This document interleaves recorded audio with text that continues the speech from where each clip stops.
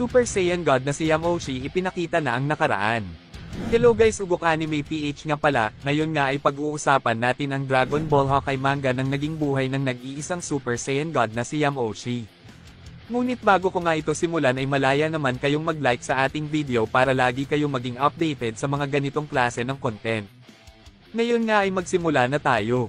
Nagsimula nga ang unang panel sa scene kung saan ay ating makikita ang isang matinding digmaan na kung saan ay ipinapakita nga ang kaguluhan na nangyayari. Ayon nga sa narrator, mahigit 1,000 taon na ang nakakalipas, ang lahi ng Saiyan ng Universe 7 ay naninirahan pa sa isang planeta na tinatawag na planetang Sadala. At sa mga oras na yon, wala ngang namumuno sa planetang Sadala. Ngunit may 4 na dakilang kaharian ng Saiyan ang kumukontrol sa isang bahagi ng planeta. Ang una nga ay ang Eastern Kingdom na kung saan ay binubuo nga ito ng Giant Clan. Sila nga yun mga Saiyan na kilala sa pagiging giant at meron nga silang kakaibang physical na lakas at resistensya. Ngunit kahit na ganun, sila nga ay kakaunti lang. Ang pangalawa naman ay ang Western Kingdom, sila nga ay binubuo ng mga babaeng Saiyan, at kilala nga sila sa pagiging skilled at talagang delikadong Saiyan. Ang pangatlo naman ay ang Southern Kingdom kung saan ay ito nga ay pinamumunuan ng mga kilalang angkan, sila nga ay naiiba sa lahat ng Saiyan dahil sila nga lang ang Saiyan ang gumagamit ng magic. At ang panghuli naman ay ang Northern Kingdom, sila nga ay binubuo ng mga warrior na karaniwan ay wala nga sa kanilang espesyal, maliban nga lang sa kanilang dakilang karangalan at matinding determinasyon. Ang Eastern Kingdom ay pinamumunuan ni War Chief Brockon ang kilala sa tawag na Slayer of 8,000. Siya nga ay nakilala sa pagkakaroon ng sobrang lakas na pangangatawan at katatagan. Siya nga ay may kakayahan umubos ng 1,000 Saiyan nang siya lang mag-isa.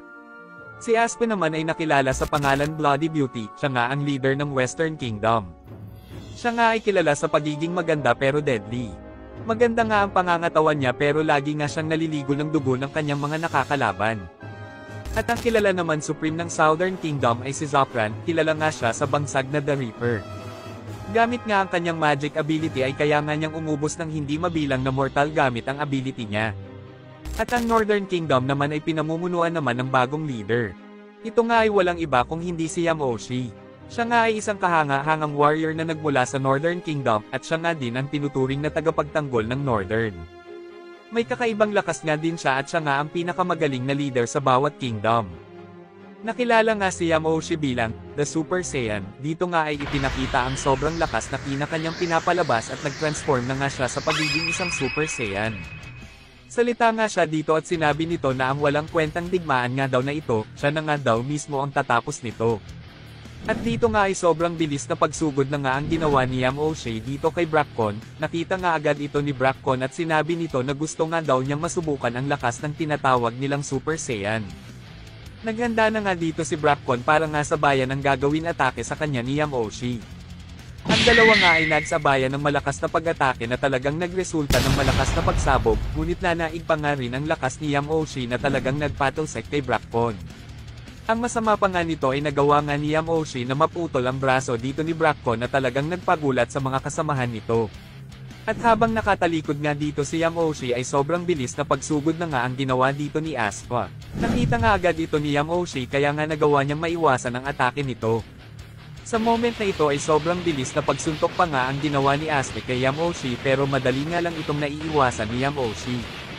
Ngunit naganda pa nga si Aspen ng isang malakas na pag-atake na talagang nie-expect niya na tatama dito kay Yamoshi.